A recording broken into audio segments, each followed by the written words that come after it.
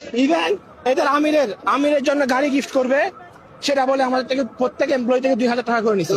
এরা আমাদের থেকে প্রত্যেক মাসে বায়তুল মালের টাকা নেই, প্রত্যেক মাসে আমাদের থেকে 500 টাকা করে টাকা নেই, যেগুলো আমাদের কাছে ডকুমেন্ট আছে।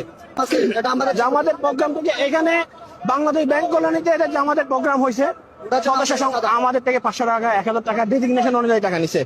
এভাবে যদি টাকা নেই তাহলে আমরা ওই দল করি না, আমরা প্রত্যেক মাসে কষ্ট করে চাকরি করে আমরা স্যালারি নেই। তাহলে আমাদের স্যালারি থেকে আমরা কি জন্য 500 টাকা 1000 টাকা দিয়ে দিব? তাই এটা হচ্ছে এতদিন এটা অ্যাসালমের মালিকানাধীন ছিল, যেহেতু অ্যাসালম এটা নিয়ম কানুন অনুযায়ী শেয়ার ক্রয় করে উনি মালিকানা ক্রয় করেছে 82%। ওনার এখনো পর্যন্ত উনি শেয়ার বিক্রি করে, ওনার শেয়ার আছে। এখন ব্যাংকের মালিক কে বা কারা সেটা আমাদের বিবেচ্য বিষয় না, আমরা নিয়োগের মাধ্যমে আমরা এখানে এসেছি। সুতরাং আমাদের এক একজনের চাকরি রেজ হয়ে গেছে 9 বছর 10 বছর, তাই না? তাইলে আমাদের কনফার্মেশন হয়েছে, ওনাদের মাধ্যমে আমরা এখানে রিক্রুটমেন্ট হয়েছি।